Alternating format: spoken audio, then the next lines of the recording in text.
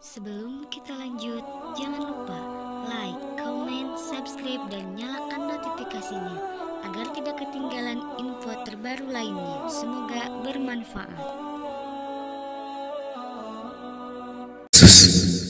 Orang-orang Farisi, mahkamah agama, membuat tipu muslihat untuk membinasakan Yesus. Itu pun dibinasakan oleh Yesus. Jadi, adalah satu hal yang mustahil ketika Yesus datang sebagai utusan Tuhan, diberi misi untuk membinasakan perbuatan-perbuatan iblis, justru mati oleh perbuatan iblis. Ini saudara-saudara Kristen, saya katakan bahwa saatnya 2025 ini Anda menitip beratkan keimanan Anda terhadap akal Anda. Jangan dogma doktrin yang berupa cahaya yang datang ke bumi itu menurut Yesus adalah iblis. Jadi jangan Anda bangga, kami anak-anak terang tapi makan babi, kami anak-anak terang tapi nyembah orang, kami anak-anak terang tapi membatalkan hukum Tuhan yang datang kepada Bani Israel. Iblis itu terang. Kata siapa? Kata Yesus. Matius 12 nomor 22 dan seterusnya, jelas sekali orang yang kerasukan iblis buta matanya karena silau akibat terang. Jadi jangan Anda bangga. Bintang timur Helel bin Zakar juga itu adalah terang.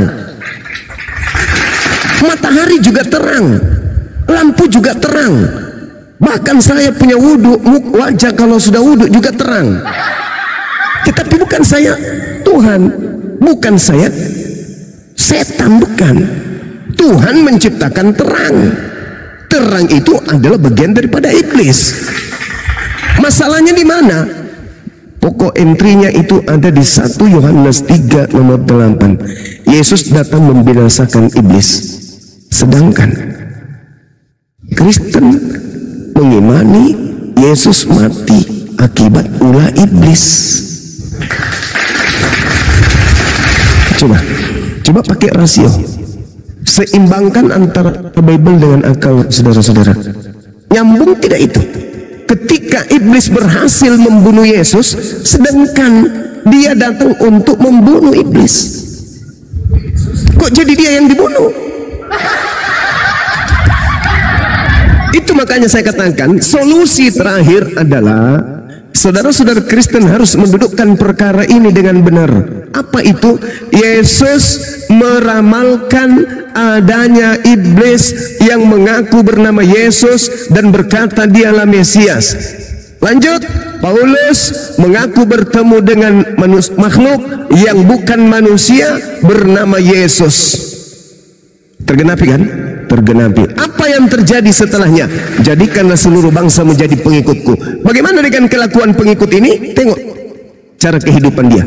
Menuhankan anak orang. Yesus pernah ajarkan? Enggak. Coba Anda baca Yohanes 13, Yohanes 18 nomor 7.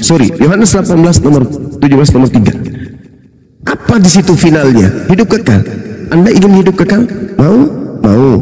Bagaimana caranya mengenal Yesus? Agar kita mendapat hidup kekal, kita kenal Yesus ini sebagai apa? Kita kenali Yesus, kita imani Yesus, kita percaya Yesus sebagai apa? Utusan Tuhan. Itu kuncinya kalau mau selamat. Sedangkan hari ini Kristen mengenal Yesus itu sebagai apa? Tuhan itu sendiri. Pantaslah kalian diusir, karena kalian adalah pembuat kejahatan. Demikian. Saya tanggapi ya, Anda menyebutkan di dalam Lukas 10 ayat 18 di mana malaikat itu adalah terang. Ya, salah. Di dalam tulisan ini dalam Alkitab saya, maka kata Yesus kepada mereka itu, aku nampak iblis jatuh seperti kilat dari langit. Bukan cahaya dia ya, dia jatuh seperti kilat. Ya, bukan cahaya. Baik kamu sadar ya, brother. Bang Zubang. Ya, kilat itu bukan cahaya, bukan. Bukan cahaya. Salah. Kamu salah. Gugur kamu ya. Iya. Baru kedua, Anda katakan tadi bahwa iblis ya Yesus Kristus itu, ya salah kamu. Dan rencana iblis sampai dia disalib, tidak. Kalau Anda tahu Tuhan Yesus Kristus memberitakan hal sengsaranya, ya, pada pertama kali, ketiga kalinya, dan akhir kalinya, ya, di dalam pertama kali Matius 16 ayat 21, ya, daripada masa itu mulailah Yesus mengajar kepada murid-muridnya bahwa ia wajib, dengar baik-baik ya, mulailah Yesus mengajar kepada murid-muridnya bahwa ia wajib pergi ke Yerusalem lalu merasai banyak sengsara daripada orang tua-tua dan daripada kepala imam dan ahli Taurat sehingga dibunuh. Kemudian ia bangkit pula pada hari yang ketiga.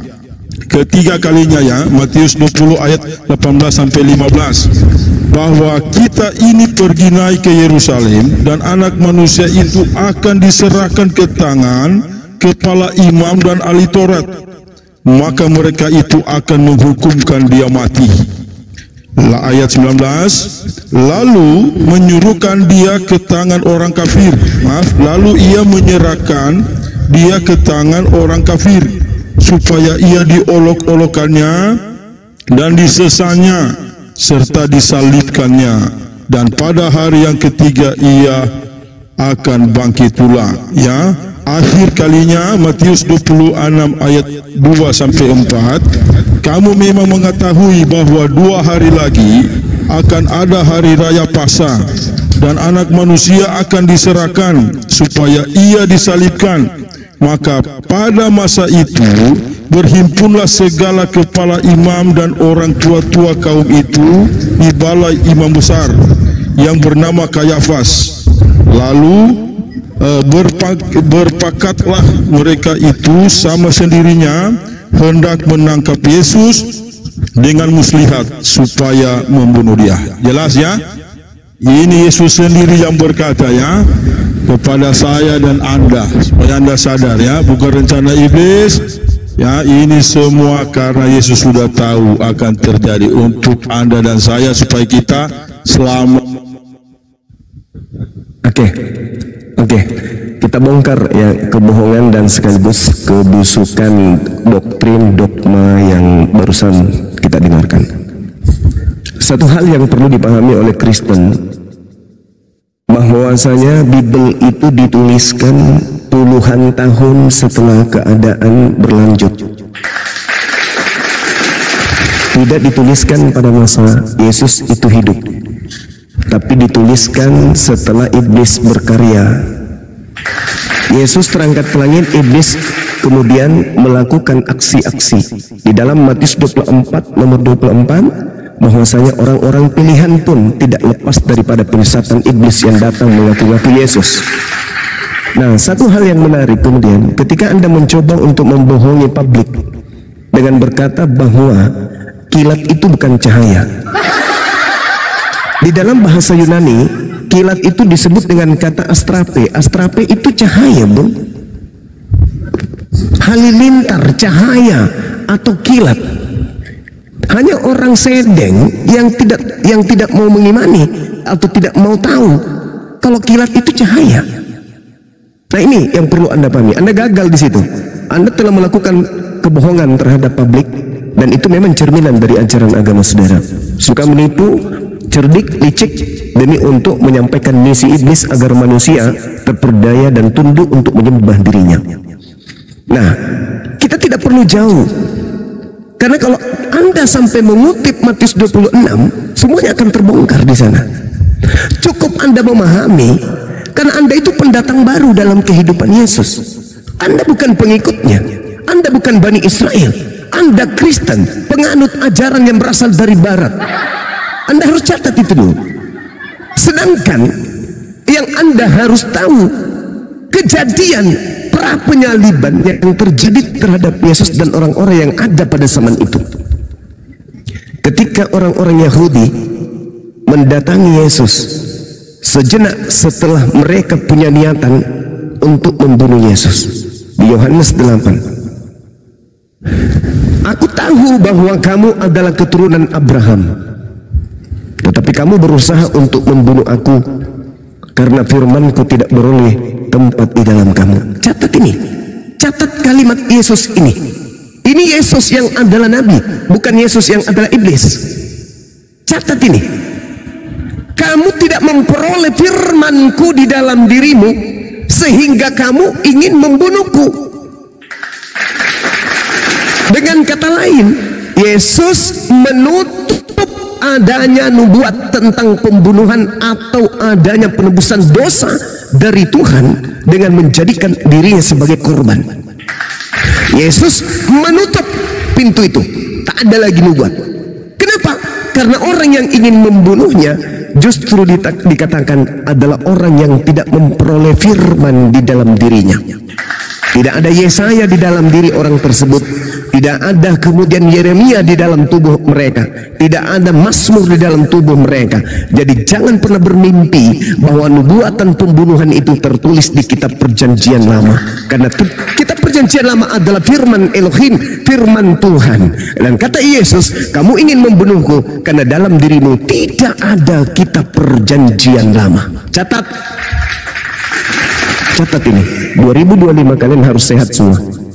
Kemudian data nomor 38-nya apa yang dikatakan oleh Yesus? Apa yang kulihat pada Tuhan, itulah yang kukatakan. Dan demikian juga kamu yang ingin membunuhku berbuat tentang apa yang kamu dengar dari bapakmu.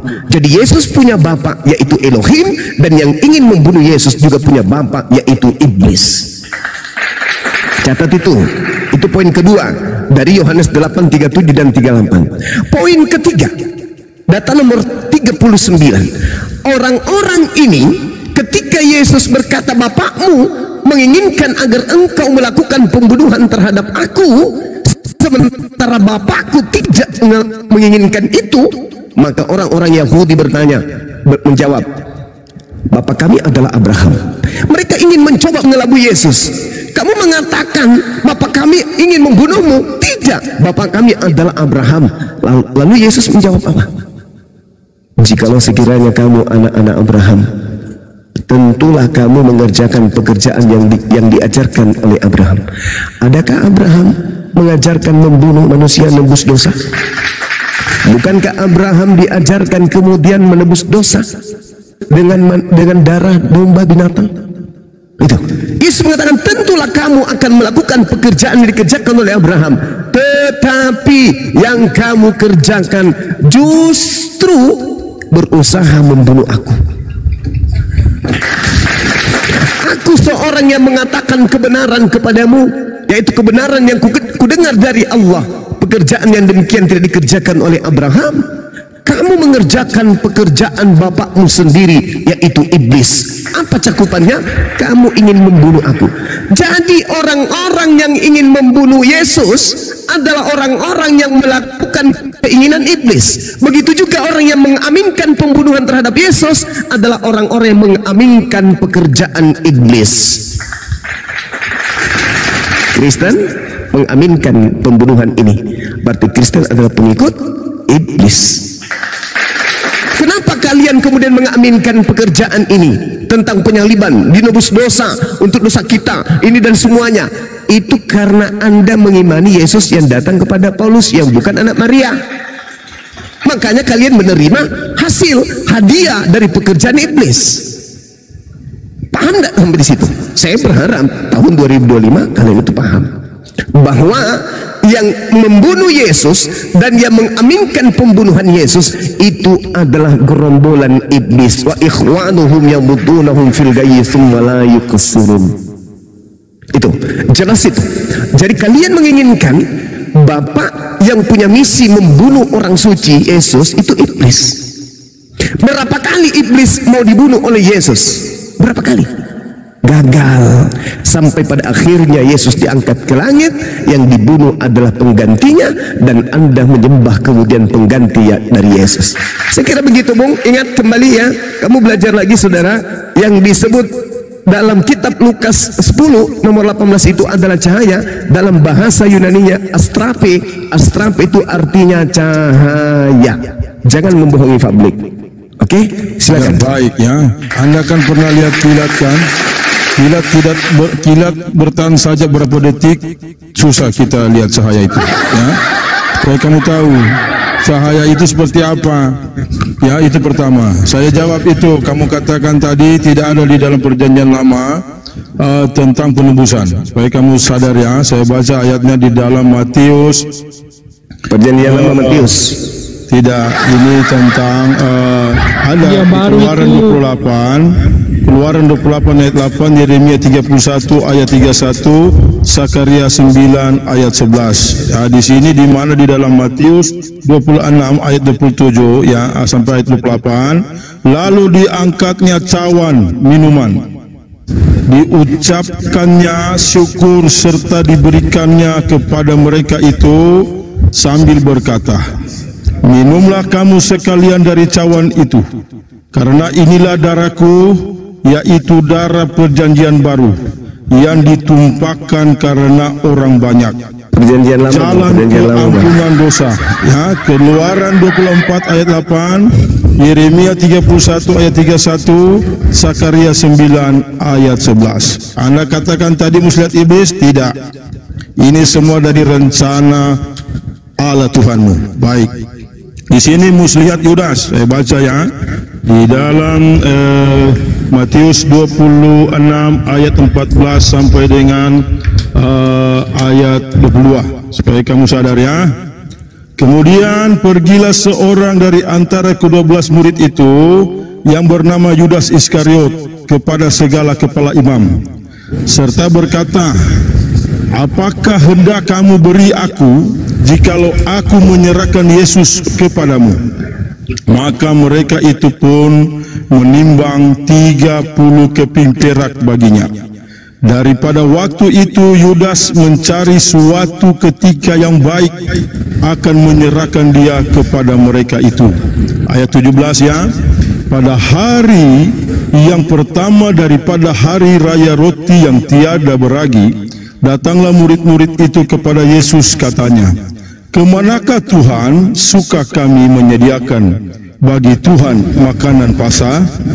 Maka kata Yesus, pergilah kamu ke dalam negeri kepada si anu itu, katakanlah kepadanya itu, kata guru demikian, ajakku sudah dekat, maka di dalam rumahmu aku hendak makan Paskah beserta dengan murid-muridku. Maka diperbuatlah oleh murid-murid itu seperti Yesus berpesan kepada mereka itu, serta menjadikan Paskah itu. Setelah hari malam, duduklah Yesus makan bersama-sama dengan ke-12 murid itu. Sedang mereka itu makan, maka berkatalah Yesus, sesungguhnya aku berkata kepadamu, bahwa seorang dari antara kamu akan menyerahkan aku. Maka berdukacitalah mereka itu amat sangat. Lalu masing-masing pun mulai berkata kepadanya, ya Tuhan, hamba inikah? Maka jawab Yesus serta berkata, bahwa orang yang mencelupkan tangannya ke dalam pinggang sekaligus dengan aku, itulah dia yang akan menyerahkan aku. Maka anak manusia pergi juga, sebab sudah tersurat halnya. Tetapi wahai bagi orang itu yang menyerahkan anak manusia, alangkah baiknya bagi orang itu jikalau tiada ia dilahirkan. Ya, ini rencana Allah Tuhanmu, bukan iblis, ya. Karena Yesus sendiri sudah tahu jalan ceritanya dan skenarionya. Baik, puji Tuhan, haleluya. Ya, jadi kebohongan kembali terjadi, ya teman-teman. Yang pertama, saya minta nubuat, ya, karena Yesus mengatakan, karena tidak peroleh firman di dalam dirimu maka engkau ingin membunuhku. Ini bertentangan dengan Yesus. Jadi saudara sedang mewakili iblis untuk melawan Yesus dengan mengutip dalil-dalil yang tidak sinkron, tak ada hubungannya sama sekali dengan apa yang saya jelaskan kepada saudara. Kita lihat Yeremia 31 nomor 31 yang Anda sebutkan. Sesungguhnya akan datang waktunya, demikian firman Tuhan, aku akan mengadakan perjanjian baru dengan kaum Israel dan kaum Yehuda. Kalian bukan kaum Yehuda, kalian bukan kaum Israel. Jadi penipuan demi penipuan tahun 2025 itu sudah harus dihilangkan demi untuk mencerdaskan anak bangsa. Jangan membodohi anak bangsa. Ya, nggak boleh. Indonesia harus habis orang-orang bodoh, orang-orang jahil. Harus cerdas semuanya. Nggak boleh menjadi pagan. Di sini mengenai perjanjian dengan orang Yahudi, Yehuda dan juga Israel. Jangan tipu-tipu. Kemudian Zakaria 9 nomor 11. Di situ original teksnya Anda lihat. Barij itu bisa mengerti perjanjian, bisa perjanjianmu bukan perjanjianku. Tuhan tidak pernah melakukan justru dikatakan dalam Amsal 6 nomor 16, 6 perkara yang dibenci oleh Tuhan, bahkan 7 kekejian dalam hatinya, yaitu menumpahkan darah orang yang tidak bersalah. Keluaran 23 nomor 7 nomor 8. Dusta jangan kau umbar-ubarkan. Jangan kau ubar-ubar dusta itu. Jangan kau sebar-sebarkan dusta itu. Orang yang benar jangan kau bunuh. Orang yang tidak bersalah jangan kau bunuh. Sebab aku Tuhan tidak akan membenarkan orang yang bersalah. Jadi jangan mimpi. Langkahi dulu mayatnya Yesus yang berkata di dalam Yohanes 8 bahwasanya orang yang ingin membunuhnya dikarenakan tidak ada firman di dalam dirinya. Nah, saya lanjutkan yang tadi. Tetapi yang kamu kerjakan adalah berusaha membunuh aku. Aku seorang yang mengatakan kebenaran kepadamu, yaitu kebenaran yang kudengar dari Allah. Pekerjaan yang demikian tidak dikerjakan oleh Abraham. Kamu mengerjakan pekerjaan bapakmu si iblis sendiri. Jawab mereka yang ingin membunuh Yesus. Kami ini dilahirkan bukan dari zina loh. Bapak kami satu, yaitu Allah. Kata Yesus kepada mereka, jikalau Allah adalah Bapakmu, kamu akan mengasihi aku, sebab aku keluar dan datang dari Allah, dan aku datang bukan atas kehendakku sendiri, melainkan dari Dia yang mengutus aku. Apakah sebabnya kamu tidak mengerti bahasaku? Sebab kamu tidak dapat menangkap firmanku. Iblislah yang menjadi bapakmu dan kamu ingin melakukan keinginan bapakmu itu. Dia adalah pembunuh manusia sejak semula. Nah, jadi orang yang ingin membunuh Yesus, bapaknya adalah iblis. Jelas, kata siapa? Kata Yesus.